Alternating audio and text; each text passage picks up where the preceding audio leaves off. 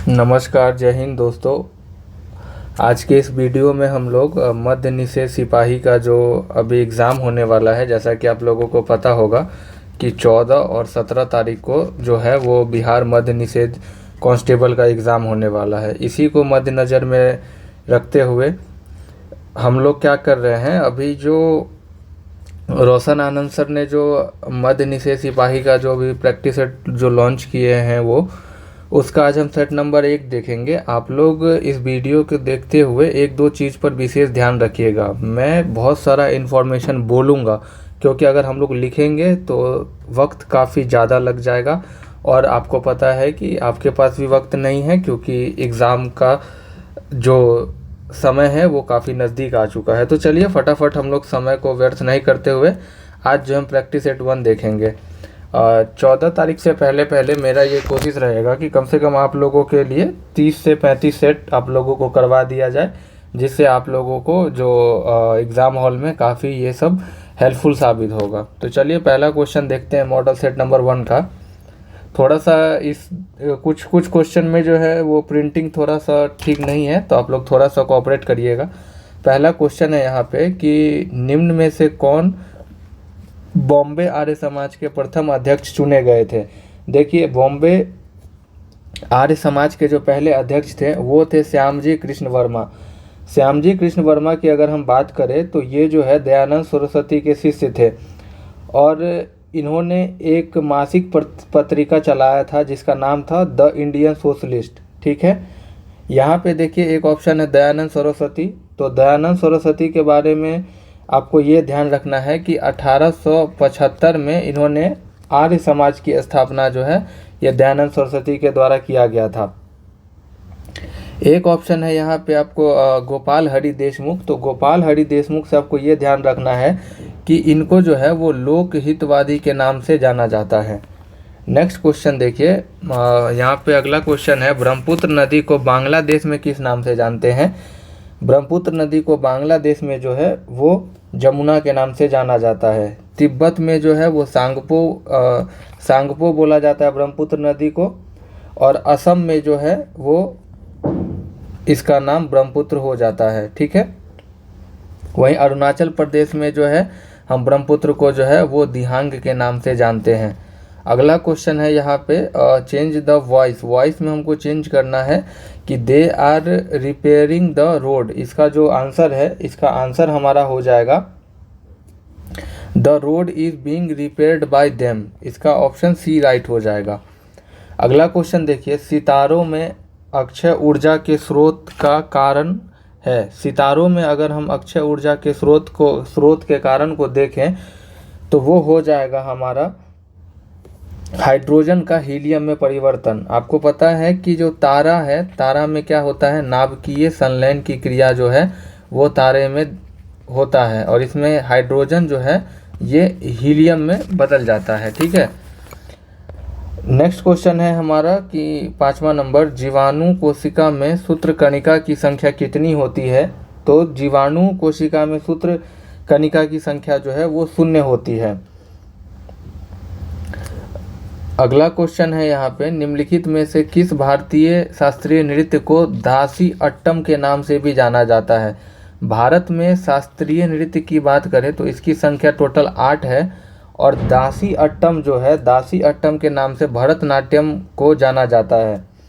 भरतनाट्यम की अगर हम बात करें तो भरतनाट्यम जो है ये तमिलनाडु का जो है ये शास्त्रीय नृत्य हो जाएगा। मोहिनी अट्टम केरल का है, कुचिपुड़ी आंध्र प्रदेश का है और कथकली भी केरल राज्य का है। ठीक है, तो ये ध्यान रखिएगा। अगला क्वेश्चन है, खीर भवानी उत्सव 2025 कहाँ मनाया गया।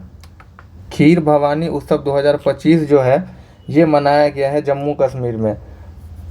मणिपुर में जो 2025 में त्यौहार मनाया गया है वो है आपका खोंगजोम उत्सव। ये ध्यान रखिएगा, ये अभी हाल फिलहाल में ही एक एग्ज़ाम में पूछा भी गया है कि खोंगजोम उत्सव कहाँ मनाया जाता है, तो ये मणिपुर में मनाया जाता है। निम्नलिखित में से चीन का राष्ट्रीय पक्षी कौन सा है। तो चीन का जो राष्ट्रीय पक्षी है वो लाल मुकुट वाला क्रेन हो जाएगा। भारत का राष्ट्रीय पक्षी जो है वो मोर है और ये ध्यान रखिएगा कि भारत के साथ साथ जो म्यांमार है, म्यांमार की भी जो राष्ट्रीय पक्षी है वो मोर ही है। नेक्स्ट क्वेश्चन देखिए कि संविधान की प्रस्तावना उद्देशिका में प्रयुक्त निम्नलिखित शब्दों का सही क्रम व्यवस्थित करिए। तो हमारे संविधान में सबसे पहले बोला गया है संपूर्ण प्रभुत्व संपन्न समाजवादी, यानी पहला तो हो जाएगा प्रभुत्व संपन्न, यानी 3 होगा पहले, तो ये ऑप्शन आपका कट गया। इसके बाद जो है वो हो जाएगा हमारा समाजवादी, यानी 3 के बाद 4 होगा और ये एक ही ऑप्शन में है, यानी ये हमारा राइट हो जाएगा।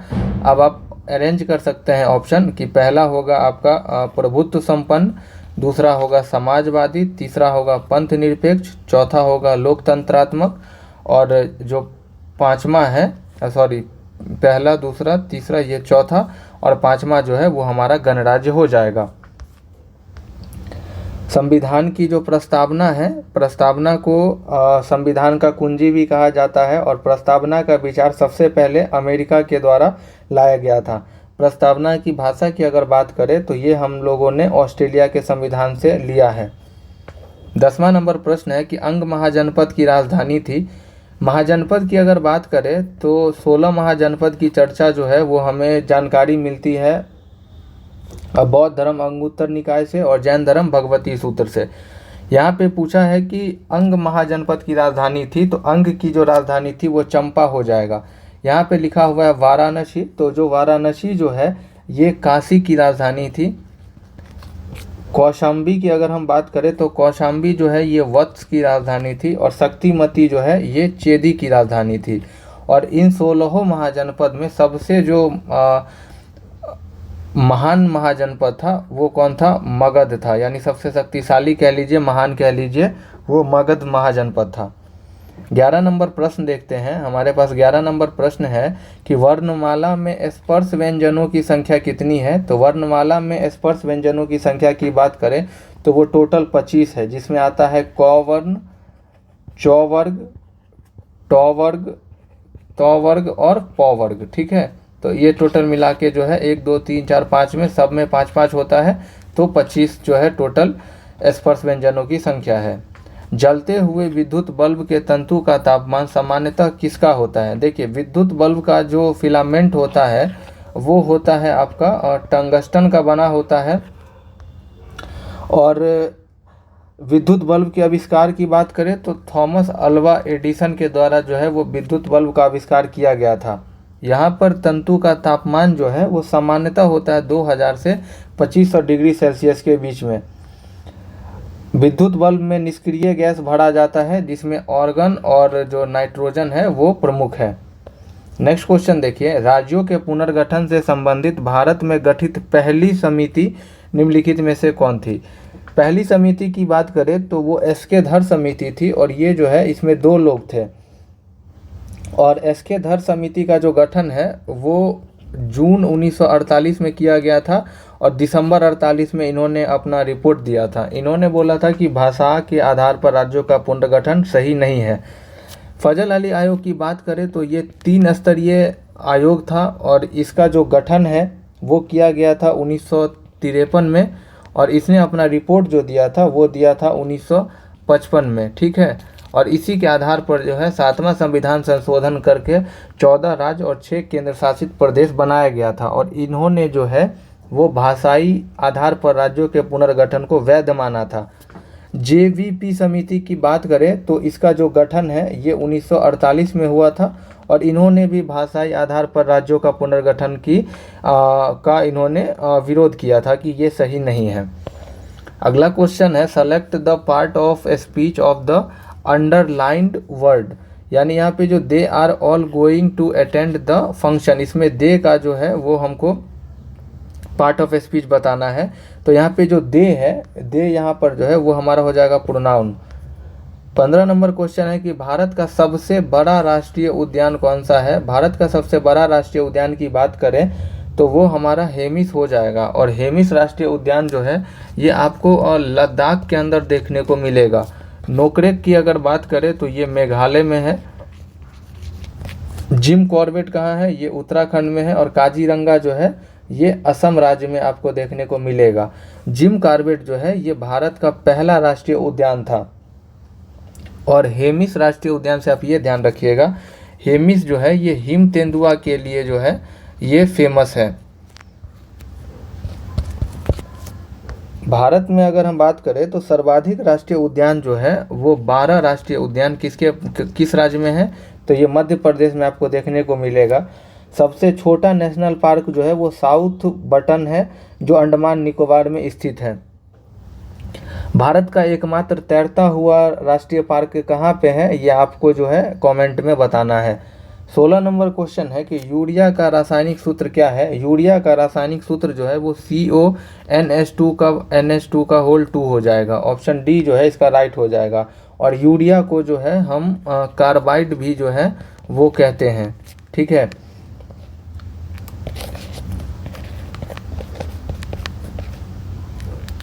कार्बामाइड।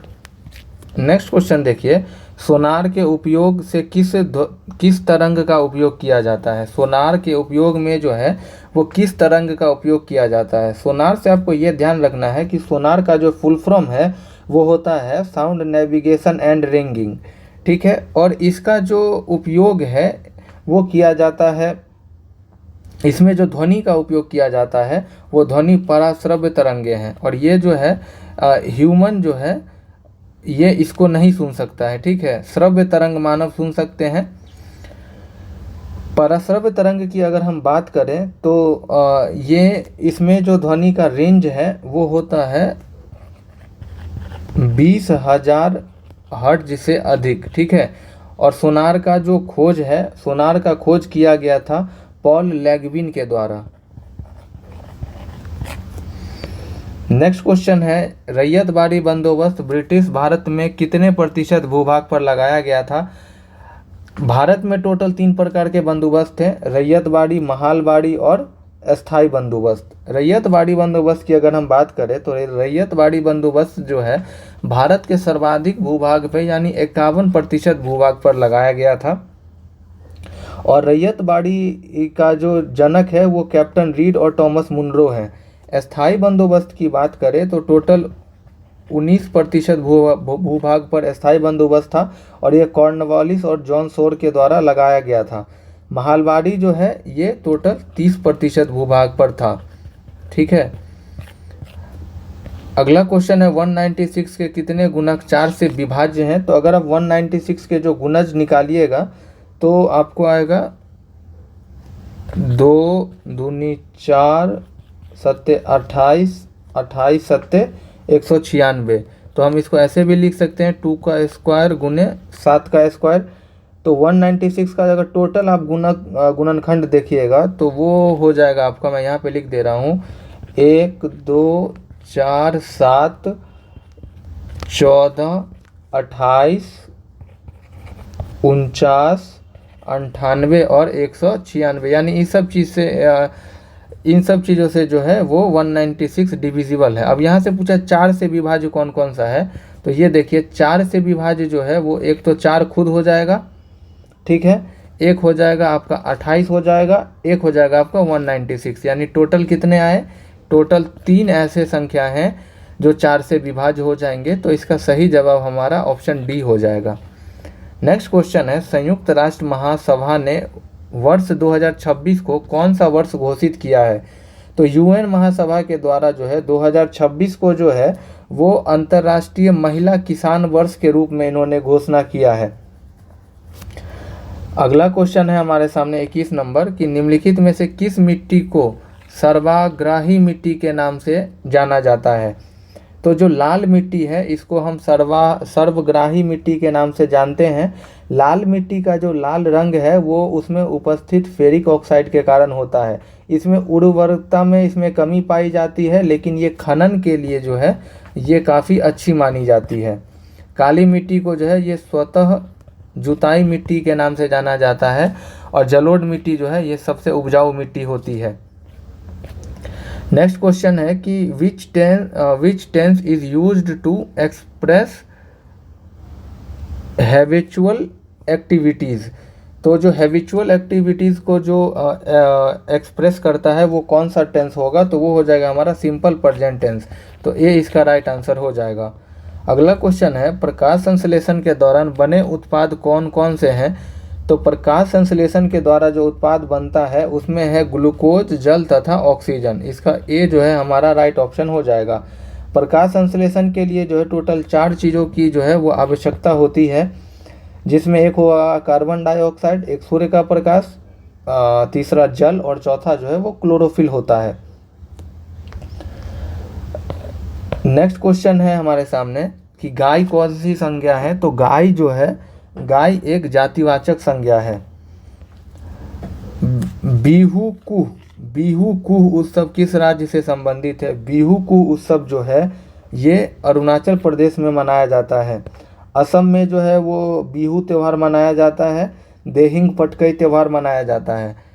नागालैंड की बात करें तो नागालैंड का हॉर्नबिल बहुत फेमस है। और सिक्किम का सागा दावा, ये भी ध्यान रखिएगा कि सिक्किम का जो साबा दावा है ये भी कई बार एग्जामों में पूछा गया है। तो साबा दावा उत्सव कहाँ मनाया जाता है? सिक्किम में मनाया जाता है।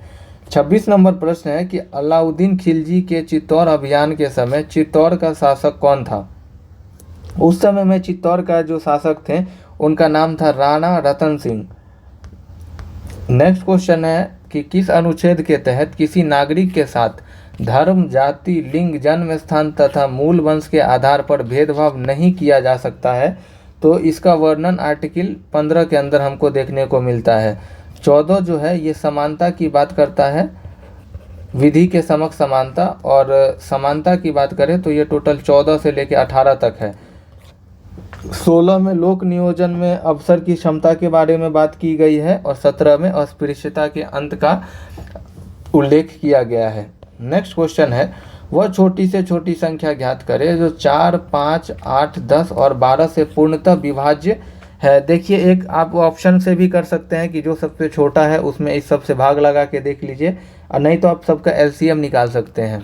अगर हम इस सब का एलसीएम निकालेंगे तो हमको हमारा जो निकल के, अगर यहाँ से 2 करते हैं, 2 दूनी 4, 5, 2 चौका 8, 2 पंचे 10, 2 छिक 12, फिर 2 से लगाइए, 2 एकम 2, 5, 2 दूनी 4, 5, 2 तिहाई 6, फिर यहाँ से 5 से लगाएंगे तो 1 हो जाएगा, 1 हो जाएगा, 2 हो जाएगा, 1 हो जाएगा और 3 हो जाएगा। यानी 2 दूनी 4 पंचे 20 दूनी 2 दूनी 4 पंचे 20, 20 दूनी 40 दिया 120 जो है हमारा सही जवाब ऑप्शन बी हो जाएगा 120।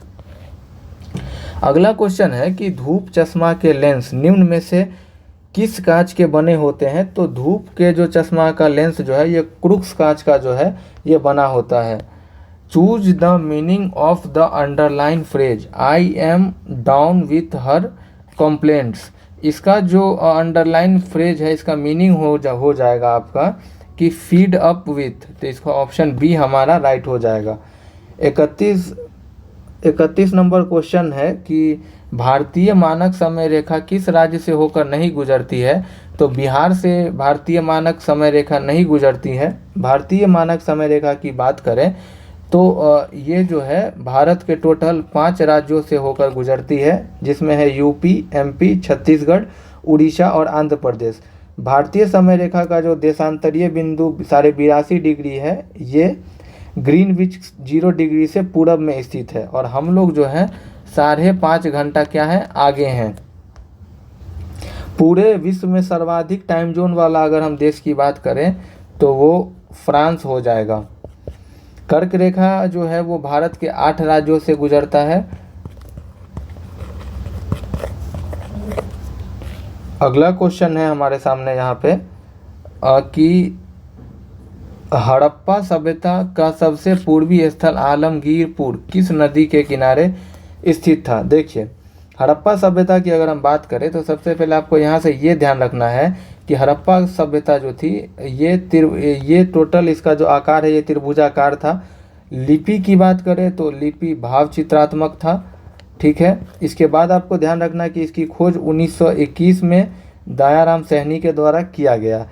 और हड़प्पा की जो सबसे बड़ी स्थल थी वो थी राखी गढ़ी। और जो राखी गढ़ी है ये कहाँ है? हरियाणा राज्य में आपको देखने को मिलेगा। इसमें जो टोटल 4 राज्य है वो आपको ध्यान में रखना है। यहाँ पे आपको ये ध्यान रखना है कि इसमें जो हड़प्पा सभ्यता की अगर हम स्थल की बात करें तो इसमें टोटल 4 स्थल आपको याद रखना है, उत्तर, दक्षिण और पूरब पश्चिम का। सबसे पूर्वी जो भाग था वो था आलमगीरपुर, और आलमगीरपुर जो है ये यूपी में हिंडन नदी के पास था। उत्तरी की अगर हम बात करें तो उत्तरी में था मांदा, और मांदा जो था ये चिनाब नदी के पास था। दाइमाबाद था दक्षिणी में, और सुतका गेंडोर जो है ये सबसे पश्चिमी सीमा था हड़प्पा सभ्यता का, और सुतका गेंडोर जो है वो बलूचिस्तान में दास्क नदी के किनारे था। नेक्स्ट क्वेश्चन हम यहाँ पे देखते हैं कि अगला क्वेश्चन है अंतर्राष्ट्रीय योग दिवस 2025 का आधिकारिक थीम क्या है। अंतर्राष्ट्रीय योग दिवस की बात करें तो अंतर्राष्ट्रीय योग दिवस जो है वो प्रत्येक साल जो है वो 21 जून को मनाया जाता है, और 2025 का जो थीम था वो था एक पृथ्वी एक स्वास्थ्य के लिए योग। तो इसका ए ऑप्शन हमारा राइट हो जाएगा। कुछ प्रमुख दिवस आपको याद रखना है, जैसे विश्व पर्यावरण दिवस 5 जून को मनाया जाता है, विश्व तंबाकू निषेध दिवस 31 मई को मनाया जाता है, अंतर्राष्ट्रीय जैव विविधता दिवस 22 मई, पृथ्वी दिवस 22 अप्रैल, विश्व स्वास्थ्य दिवस 7 अप्रैल, और अंतर्राष्ट्रीय वन दिवस जो है 21 मार्च को हर एक साल मनाया जाता है। नेक्स्ट क्वेश्चन हम देखते हैं कि भारतीय संविधान के अनुच्छेद 352 के तहत कितनी बार आपातकाल लागू किया जा चुका है। तो आपको पता है कि हमारे भारतीय संविधान में 3 प्रकार की जो है वो आपातकाल की चर्चा की गई है, 352, 356 और 360। 352 में जो है वो युद्ध या बाह्य आक्रमण के समय राष्ट्रीय आपातकाल की चर्चा है, 56 में राष्ट्रपति शासन, और 360 में जो है वो वित्तीय आपात की चर्चा है। 352 का जो प्रयोग है वो अब तक भारत में टोटल 3 बार हुआ है, और वो जो 3 बार है वो एक है 1962 का भारत चीन युद्ध, 1971 का भारत पाकिस्तान युद्ध, और 1975 में जो है आंतरिक अशांति के तौर पर इंदिरा गांधी जी के द्वारा भारत में आपातकाल की घोषणा की गई थी। वहीं अगर हम बात करें 360 का, जिसमें वित्तीय आपातकाल की चर्चा है, तो वित्तीय आपातकाल अभी तक भारत देश में एक बार भी लागू नहीं हुआ है। आपको 1-2 फैक्ट और ध्यान रखना है कि जो वित्तीय आपात की उद्घोषणा का अनुमोदन है वो 2 माह के जो भीतर है वो होना चाहिए। अनुच्छेद 356 का जो सबसे पहला यूज़ है यानी राष्ट्रपति शासन जो है भारत देश में सबसे पहले 1951 में पंजाब राज्य के अंदर लगाया गया था। बिहार में राष्ट्रपति शासन की अगर हम बात करें तो बिहार में राष्ट्रपति शासन सबसे पहले जो है वो 1968 में लगाया गया था, और उस समय में बिहार के मुख्यमंत्री भोला पासवान शास्त्री थे और राज्यपाल बिहार राज्य के नित्यानंद कानूनगो थे। बिहार में अब तक जो है वो टोटल 8 बार राष्ट्रपति शासन लग चुका है। अगला क्वेश्चन देखिए, सूचना प्रौद्योगिकी में HTML का पूर्ण रूप क्या है। तो HTML का यहाँ पे फुल फॉर्म पूछा गया है, जो होगा हाइपर टेक्स्ट मार्कअप लैंग्वेज, यानी ऑप्शन ए हमारा जो है वो राइट जवाब हो जाएगा। URL का फुल फॉर्म जो है वो होता है यूनिफॉर्म रिसोर्स लोकेटर, ये ध्यान रखिएगा। VPN हाल फिलहाल में काफ़ी फेमस है, ये पूछा भी जा सकता है। VPN का जो फुल फॉर्म है वो होता है वर्चुअल प्राइवेट नेटवर्क। 36 नंबर प्रश्न देखिए कि मानवीय श्वसन क्रिया में वायु कौन से घटक की मात्रा अपरिवर्तित रहती है। तो जो मानवीय श्वसन क्रिया की जो घटक है इसमें जो एकदम स्थिर रहता है वो नाइट्रोजन है, क्योंकि मानव जो है सांस लेते वक्त भी 78% नाइट्रोजन ग्रहण करता है, और सेम वो 78% जो है नाइट्रोजन का निष्कासन भी कर देता है। वहीं पर ऑक्सीजन की बात करें तो मानव द्वारा ऑक्सीजन जो है वो लिया तो जाता है 20.95%, लेकिन छोड़ते समय हम लोग 13.5 के आसपास हम लोग जो है वो छोड़ते हैं। नेक्स्ट क्वेश्चन है, निम्न में से सर्वनाम शब्द है। तो सर्वनाम शब्द जो है वो संज्ञा के बदले प्रयोग इसका होता है, और यहाँ पे सही जवाब जो है मैं हो जाएगा। 38 नंबर प्रश्न है, निम्नलिखित में से कौन सा क्षेत्र टोडा जनजाति का मूल निवास क्षेत्र है। तो जो टोडा जनजाति का रहने वाला क्षेत्र है वो तमिलनाडु का नीलगिरी पहाड़ी हो जाएगा। नीलगिरी पहाड़ी से आप लोग 1-2 चीज़ ध्यान रखिएगा कि नीलगिरी पहाड़ी में जो है वो पश्चिमी घाट और पूर्वी घाट आकर के यहीं पे मिलते हैं। यहाँ पे बात आई टोडा जनजाति की, तो टोडा जनजाति में जो सबसे फेमस एक चीज़ है वो वहाँ पे बहुपति प्रथा का प्रचलन है। और भारत में सबसे अधिक जनजाति का आबादी की क्षेत्र की बात करें तो वो एमपी के अंदर मध्य प्रदेश में सर्वाधिक जनजाति लोग रहते हैं। जनजाति का जो मसीहा है वो ठक्कर बापा को माना जाता है। अगला क्वेश्चन है कि fill in the blanks with suitable word given in option. Ravi remember the year when there was a dash food. तो यहाँ पे जो फिलिंग द ब्लैंक्स है, फिलिंग द ब्लैंक्स के जगह पर जो है ये हमारा यहाँ पे फिल हो जाएगा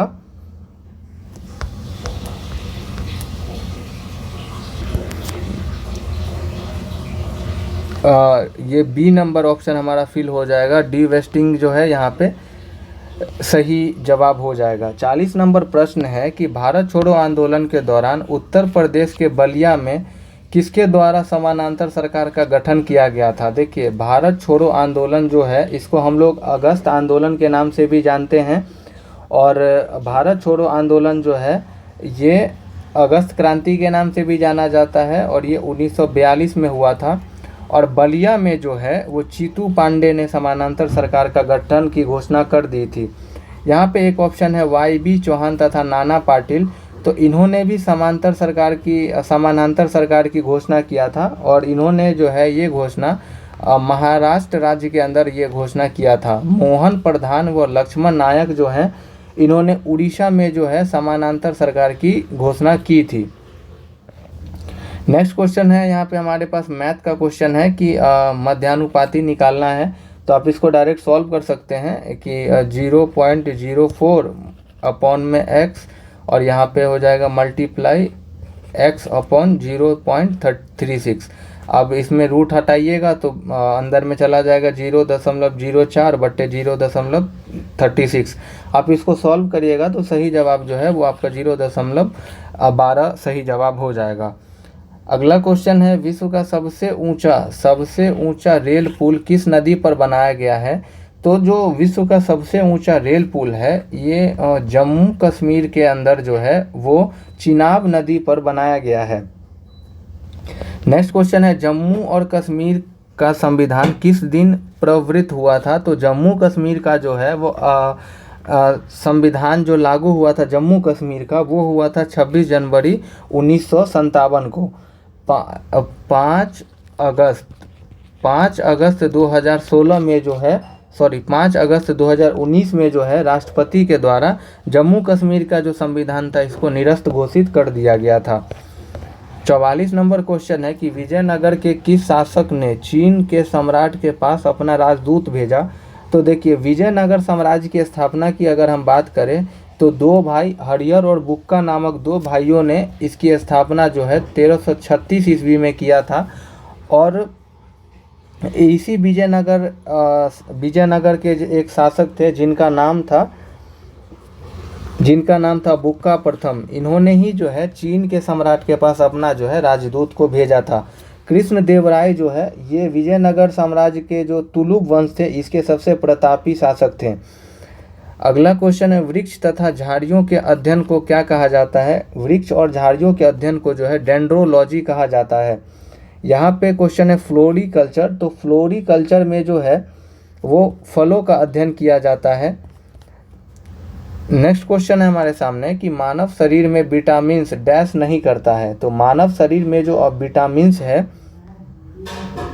ये कार्य शक्ति की आपूर्ति नहीं करता है। बाकी जो विटामिन्स है ये पाचन में सहायक है, वृद्धि में सहायक है और औषधि के उपापचय में भी सहायक है। तो इसका सही जवाब हमारा सी हो जाएगा। विटामिन की जो खोज है, विटामिन की खोजकर्ता जो है उनका नाम फंक है।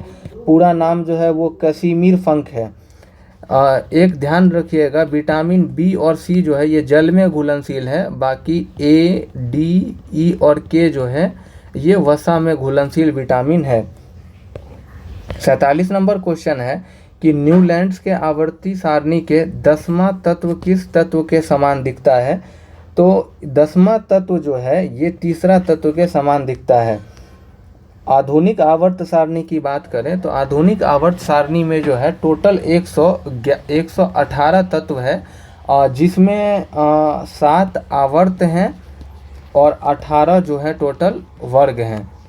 अगला क्वेश्चन है, के बिरला फाउंडेशन द्वारा 1991 में साहित्य के क्षेत्र में उत्कृष्ट योगदान के लिए किस सम्मान की स्थापना की गई थी? तो के बिरला फाउंडेशन के द्वारा जो है वो सरस्वती सम्मान की जो है स्थापना की गई थी 1991 के अंदर। सरस्वती पुरस्कार जिसको मिलता है उसको कैश के रूप उनको जो है 15 लाख रुपए की पुरस्कार राशि दी जाती है। ज्ञानपीठ सम्मान की बात करें तो ज्ञानपीठ सम्मान जो है सबसे बड़ा साहित्यिक पुरस्कार है और इसकी जो स्थापना है वो 1961 के अंदर किया गया था।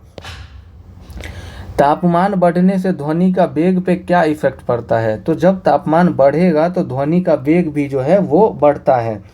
दाब के बढ़ने या घटने से ध्वनि के वेग पर कोई प्रभाव नहीं पड़ता है, यानी अगर हम दाब को बढ़ाएंगे या घटाएंगे उससे टेम्परेचर पे कोई इफेक्ट नहीं पड़ेगा।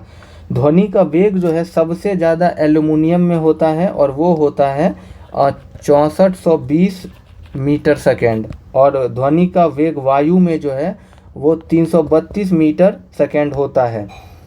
अगला क्वेश्चन देखिए कि सिनोनिम्स पूछा है हमको। नुगेट्री का सिनोनिम्स पूछा है तो इसका जो सही जवाब है वो हो जाएगा इनफैक्चुअल। ऑप्शन सी इसका सही जवाब हो जाएगा। अगला क्वेश्चन मैथ का है कि 2 कारों की गति का अनुपात 5:4 है, तदनुसार समान दूरी तक जाने में लगने वाले उनके समय का अनुपात कितना होगा? तो ये समय का अनुपात जो है वो बदल जाएगा, यानी 4:5। ऑप्शन डी हमारा सही जवाब हो जाएगा। 52 नंबर प्रश्न है कि रिडल्स इन हिंदुज़म पुस्तक के लेखक निम्नलिखित में से कौन है? रिडल्स इन हिंदुज़म पुस्तक की लेखक की अगर बात करें तो ये डॉक्टर B.R. अम्बेडकर के द्वारा लिखा गया पुस्तक है, जिसमें जो है वो हिंदू धर्म के अंदर धार्मिक और पौराणिक कथाओं और सामाजिक प्रथाओं की इसमें बाबा साहब B.R. अम्बेडकर के द्वारा आलोचना किया गया है। वैलेंटाइन सिरोल की अगर बात करें तो इनकी बहुत फेमस की पुस्तक है जिसका नाम है इंडिया अनरेस्ट। दुर्गा दास की पुस्तक है India for Curzon to Nehru and after. और दादा भाई नौरोजी की बहुत फेमस पुस्तक है poverty and un British rule in India. 53 number प्रश्न है, निम्नलिखित में से उस भारतीय की पहचान करें जिन्हें रसायन विज्ञान के क्षेत्र में नोबेल पुरस्कार से सम्मानित किया गया है। रसायन के क्षेत्र में जिनको नोबेल पुरस्कार से सम्मानित किया गया है उनका नाम है वेंकटरमन रामकृष्णन। नोबेल पुरस्कार का जो स्थापना है वो अल्फ्रेड नोबेल के द्वारा किया गया था और उनके द्वारा ये शुरुआत 1900 ईस्वी में किया गया था। और ये 6 क्षेत्रों में नोबेल पुरस्कार दिया जाता है। 1913 के अंदर सबसे पहले जो भारतीय हैं जिनको नोबेल का प्राइज़ मिला था उनका नाम है रविंद्रनाथ टैगोर, और उनकी कृति गीतांजलि के लिए उनको ये पुरस्कार दिया गया था। 54 नंबर प्रश्न है, अतिरंजन शब्द का विशेषण कौन सा होगा? अतिरंजन शब्द का जो विशेषण है वो हो जाएगा अतिरंजित। एक तरल बूंद अपने कणों के आकर्षण की वजह से संकुचित हो जाती है और कम से कम सतह को घेरती है। यह घटना किसके कारण संभव हो पाती है? तो ये जो घटना है ये पृष्ठ तनाव के यानी सरफेस टेंशन के कारण ये घटना संभव हो पाता है। 56 नंबर प्रश्न है, यहाँ पे हमको मिलान करना है कि कौन सा आंदोलन किस वर्ष हुआ है। गडकरी आंदोलन की बात करें तो ये 1844 में हुआ है, यानी ए का 3 हो जाएगा, तो बी और सी तो एलिमिनेट हो जाएगा। फ़कीर आंदोलन जो है ये 1776-77 में हुआ है। कूका आंदोलन की बात करें तो कूका आंदोलन जो है इसका समय अवधि है 1840 से 72, और खासी विद्रोह जो है ये है 1827 से 33, यानी इसका सही जवाब जो है वो हमारा हो जाएगा ऑप्शन नंबर जो है इसका डी हमारा जो है वो राइट जवाब हो जाएगा। नेक्स्ट क्वेश्चन है कि सरल आवर्त गति करने वाला कण जब अपनी गति के अंत बिंदुओं से गुजरता है तो डैश होगा, तब जो है वो गति जो है वो वेग इसका शून्य हो जाता है। ठीक है, नेक्स्ट क्वेश्चन है हमारे सामने कि पानी से भरी डाट लगी बोतल जमने पर टूट जाती है क्योंकि जब पानी की बोतल पानी जब जमता है तो उसका आयतन बढ़ जाता है, इसी के कारण जो है बोतल जो है वो फूट जाता है। यानी इसका आंसर जो है बी हमारा सही जवाब हो जाएगा। बर्फ़ का घनत्व जो है वो जल के घनत्व से कम होता है, इसीलिए ये बर्फ़ जो है वो जल में तैरते रहता है। बर्फ़ की अगर हम गुप्त ऊष्मा की बात करें तो बर्फ़ की जो गुप्त ऊष्मा होती है वो होती है आपका 80 कैलोरी, और वाष्पन की जो गुप्त ऊष्मा है वो होता है 540 कैलोरी। कैंची, पिलास इत्यादि किस श्रेणी के उत्तोलक का उदाहरण है? तो कैंची, पिलास जो है ये सब प्रथम श्रेणी के उत्तोलक का एग्जाम्पल है। ये ध्यान रखिएगा कि जो भी उत्तोलक अगर 90 डिग्री तक खुलता है वो प्रथम श्रेणी का होगा, अगर वो 180 डिग्री तक खुलता है तो वो द्वितीय श्रेणी का उत्तोलक होगा, जैसे कि सरौता, दरवाज़ा, नींबू निचोड़ने वाली मशीन। और जो टोटल 360 डिग्री तक घूम जाए वो तृतीय श्रेणी का उत्तोलक होगा, जैसे हाथ, साइकिल का पहिया इत्यादि। नेक्स्ट क्वेश्चन है, विक्रम साराभाई स्पेस सेंटर के नए निदेशक के रूप में किसे नियुक्त किया गया है? विक्रम साराभाई स्पेस सेंटर के जो नए चेयरमैन हैं उनका नाम है doctor A Rajarajan. Doctor A Rajarajan ji को विक्रम साराभाई स्पेस सेंटर के महानिदेशक के नए निदेशक यानी डायरेक्टर के रूप में नियुक्त किया गया है। यहाँ पे ये ध्यान रखिएगा पराग जैन लिखा हुआ है, तो जो भारत का खुफिया एजेंसी है जिसको हम रॉ कहते हैं, ये रॉ के निदेशक हैं। और सोनाली मिश्रा जो है ये आरपीएफ के जो हैं, आरपीएफ यानी रेलवे पुलिस फोर्स, इसका आरपीएफ का जो है ये महानिदेशक बनी है। अगला क्वेश्चन है हमारे सामने कि अर्थव्यवस्था के दृष्टिकोण से वन तथा मत्स्य किस क्षेत्र के अंतर्गत आते हैं? तो ये जो है प्राथमिक क्षेत्र के अंतर्गत आते हैं। आपको करंट अफेयर्स में इस बार का जो बजट है इसमें आपको ये ध्यान रखना है कि इस बार भारत का जो बजट है 2025-26, इसमें प्राथमिक क्षेत्र का योगदान जो है वो 18% है लगभग में। द्वितीय क्षेत्र का जो योगदान है वो लगभग में 28% है, और तृतीय क्षेत्र का जो योगदान है वो सबसे ज़्यादा 55% है। ठीक है, इसका सही जवाब हमारा ऑप्शन ए हो जाएगा। तृतीय क्षेत्र को सेवा क्षेत्र भी कहते हैं, द्वितीय क्षेत्र को निर्माण या विनिर्माण क्षेत्र के नाम से जाना जाता है। नेक्स्ट अगला क्वेश्चन है हमारे सामने कि निम्नलिखित में से कौन सा मोनेरा समूह से संबंधित नहीं है? तो दिए गए विकल्प में जो डाइटम है, डाइटम जो है ये मोनेरा समूह का नहीं है। मोनेरा जगत के जीव उन सभी स्थानों पर पाए जाते हैं जहाँ पे जीवन की थोड़ी भी संभावना हो, जैसे बैक्टीरिया, साइनोबैक्टीरिया, माइकोप्लाज्मा जो है ये सब मोनेरा समूह के जीव हैं। अगला क्वेश्चन देखिए 63 नंबर क्वेश्चन मैथ का है कि 60 लीटर मिश्रण में दूध और पानी का अनुपात 2:3 है। दूध और पानी का अनुपात 1:2 बनाने के लिए कितनी मात्रा में पानी को मिलाना चाहिए? तो इसका सही जवाब जो है वो हमारा हो जाएगा 12 लीटर। आप इसको सॉल्व कर सकते हैं कि अगर 60 लीटर मिश्रण में 2:3 के रेशियो में मिल्क और वाटर है तो यहाँ पे हमारा 5 का वैल्यू कितना हो जाएगा 60, यानी 1 का हो जाएगा 12। इस तरीके से आप सॉल्व कर सकते हैं। संविधान के किस संशोधन के अंतर्गत अन्य पिछड़ा वर्ग यानी ओबीसी को शिक्षण संस्थानों में प्रवेश हेतु 27% आरक्षण का प्रावधान किया गया था? तो जो ओबीसी के लिए 27% रिजर्वेशन का प्रावधान किया गया था वो था 93वां संविधान संशोधन। और 93वां संविधान संशोधन जो है ये 2006 ईस्वी में जो है ये किया गया था। 92वां संविधान संशोधन में ये ध्यान रखिएगा कि ये 2003 में हुआ था और इसमें 4 भाषा जोड़ी गई थी, बोडो, डोगरी, मैथिली और संथाली। 96वां संविधान संशोधन जो है इसके द्वारा 8वीं अनुसूची में वर्णित उड़िया को ओडिया और उड़ीसा को ओडिशा किया गया था, यह ध्यान रखिएगा। 65 नंबर प्रश्न है कि निम्नलिखित में से एकमात्र गवर्नर जनरल कौन सा था जो यहूदी संप्रदाय से संबंधित था? तो जो यहूदी था दिए गए विकल्प में, उनका नाम है लॉर्ड रीडिंग। लॉर्ड रीडिंग की बात करें तो लॉर्ड रीडिंग एक यहूदी यहूदी गवर्नर जनरल था, और लॉर्ड रीडिंग का जो भारत में समय अवधि है ये 1921 से लेके 1926 तक भारत का गवर्नर जनरल रहा था। इसके समय में कुछ फेमस चीज़ें आपको ध्यान रखना, जैसे केरल में जो है वो मोपला विद्रोह हुआ था 1921 में, 1922 में चौरी चौरा का घटना हुआ था, 1922 में ही जो है वो सिविल सेवा परीक्षा का आयोजन इलाहाबाद में किया गया था, और 1925 में काकोरी कांड हुआ था। अगला क्वेश्चन 66 नंबर है कि लंबे समय तक कठोर शारीरिक कार्य के पश्चात मांसपेशियां में थकान का अनुभव होने का कारण है, तो ये लैक्टिक अम्ल का जो है वो संचय के कारण जो है मांसपेशियां में थकावट होता है।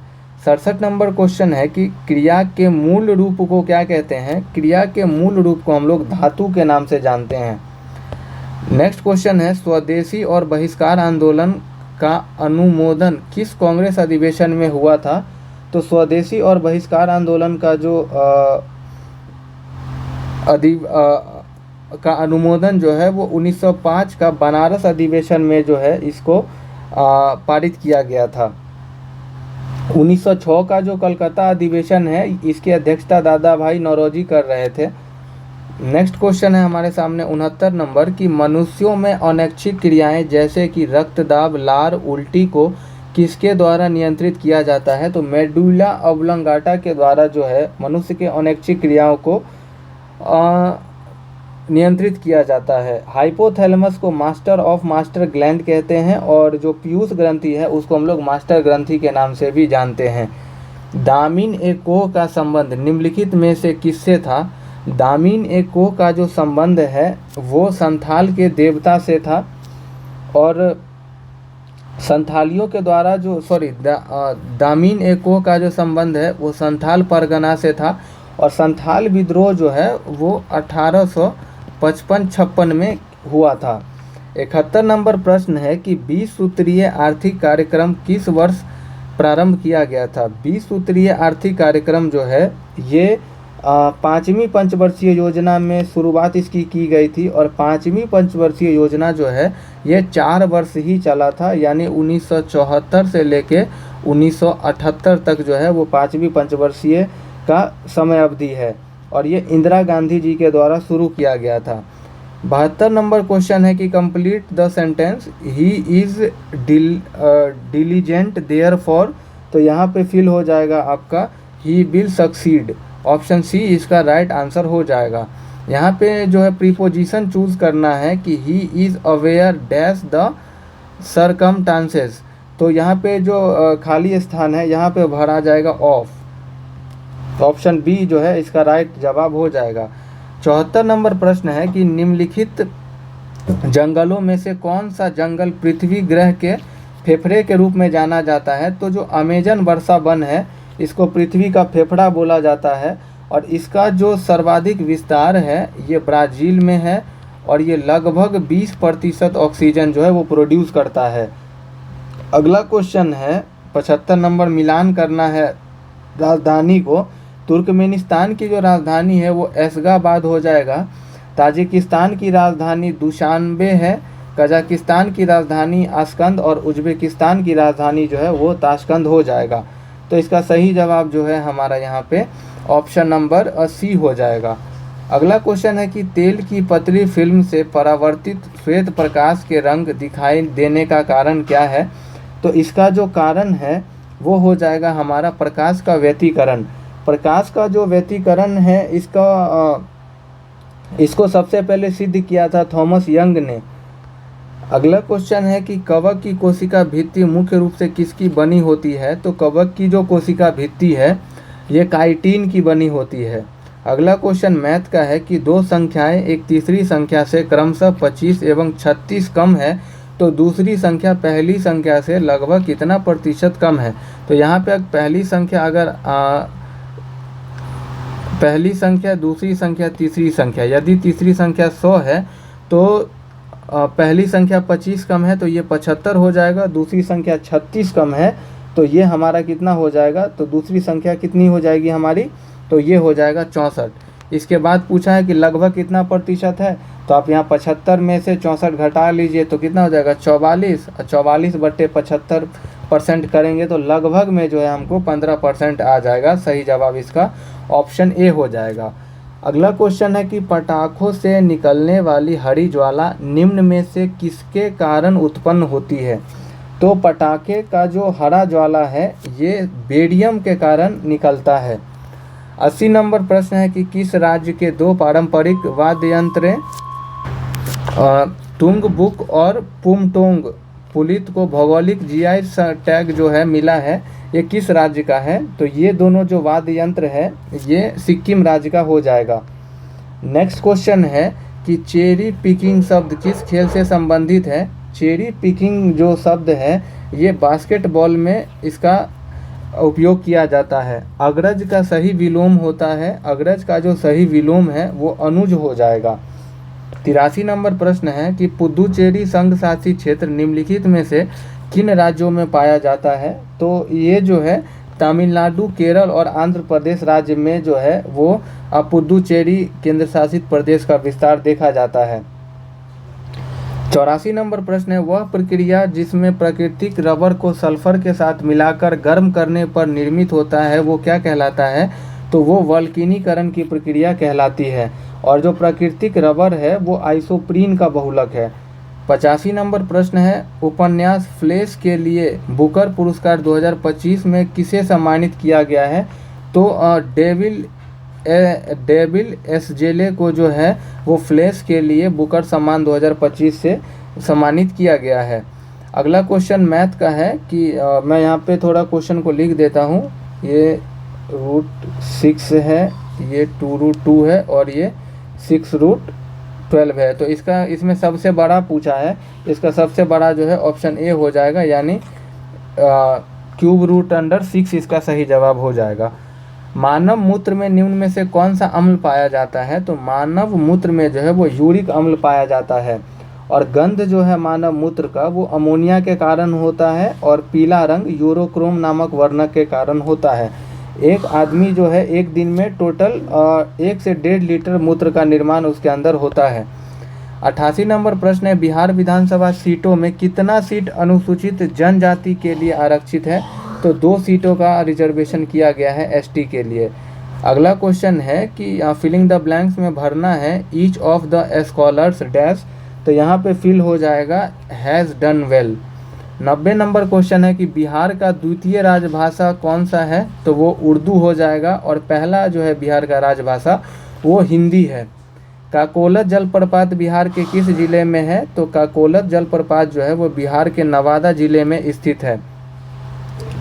इसके अलावा ये ध्यान रखिएगा कि जो रोहतास है वहाँ पर धुआं कुंड जलप्रपात है, कैमूर में करकट जलप्रपात है, और भोजपुर में जियार कुंड जलप्रपात है। अगला क्वेश्चन मैथ का है कि एक टेलीविज़न 8500 रुपये में बेचने पर एक व्यक्ति को 15% का नुकसान होता है। 5% लाभ प्राप्त करने के लिए टेलीविज़न का विक्रय मूल्य क्या होगा। तो इसका जो सही जवाब है वो 10,500 रुपये हो जाएगा। बिहार के प्रमुख समाचार पत्र बिहारी के संपादक कौन थे। तो बिहारी के संपादक बाबू महेश्वर प्रसाद थे। बाबू महेश्वर प्रसाद के द्वारा जो है बिहारी समाचार पत्र चलाया गया था। 1860 में प्रकाशित नील दर्पण नील की खेती करने वालों की दुर्दशा चित्रित करता है। नील दर्पण के रचनाकार कौन थे।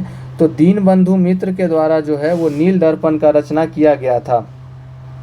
विष्णुपद मंदिर बिहार के किस जिले में स्थित है। विष्णुपद मंदिर जो है वो बिहार के गया जी जिले में स्थित हो जाएगा। अगला क्वेश्चन है कि संपूर्ण राष्ट्रगान को गाने में कितना समय लगता है। तो संपूर्ण राष्ट्रगान को गाने में जो है वो 52 सेकेंड लगता है, और कम समय में अगर गाना है तो वो 20 सेकेंड में गाया जाता है। राष्ट्रगान को जो है 24 जनवरी 1950 को अपनाया गया था। 97 नंबर प्रश्न है कि किसी समबाहुभुज का प्रत्येक कोण 2 समकोण के 3/5 गुना के बराबर है। तो भुजाओं की संख्या है, तो भुजाओं की संख्या जो है वो 5 हो जाएगा। अम्बु किसका पर्यायवाची है। तो अम्बु जो है ये समुद्र का पर्यायवाची है। कमल की पर्यायवाची की अगर हम बात करें तो कमल की पर्यायवाची जो है वो कंज है, पुंडरीक है, अब्ज है। समुद्र जो है, समुद्र का पर्यायवाची है आपका अम्बु, जलधि इत्यादि। 99 नंबर प्रश्न है हमारे सामने मैथ का कि A square plus B square equal to 4b plus 6a minus 13 है, तो a प्लस बी का वैल्यू पूछा है, तो a प्लस बी का जो मान है वो 5 आ जाएगा। और आज का अंतिम जो सवाल है वो है सुभाष चंद्र बोस आपदा प्रबंधन पुरस्कार 2026 से संबंधित निम्न कथनों पर विचार कीजिए कि लेफ्टिनेंट कर्नल सीता अशोक शेल्के को व्यक्तिगत श्रेणी में चुना गया है इस पुरस्कार के लिए। तो ये जो ऑप्शन है ये सही है। और भारतीय राष्ट्रीय महासागर सूचना सेवा केंद्र को संस्थागत श्रेणी के लिए चुना गया है, तो ये जो ऑप्शन है ये हमारा गलत हो जाएगा। तो इसका जो सही जवाब है ऑप्शन बी हो जाएगा। और जो सेट 1 है यहीं पे हमारा समाप्त होता है। इसी तरीके से हम लोग सभी सेटों को देखेंगे। तो मिलते हैं किसी और इन्फॉर्मेटिव वीडियो के साथ, तब तक के लिए रिवीजन करते रहिए और अधिक से अधिक सेट लगाने का कोशिश करिए। जय हिंद।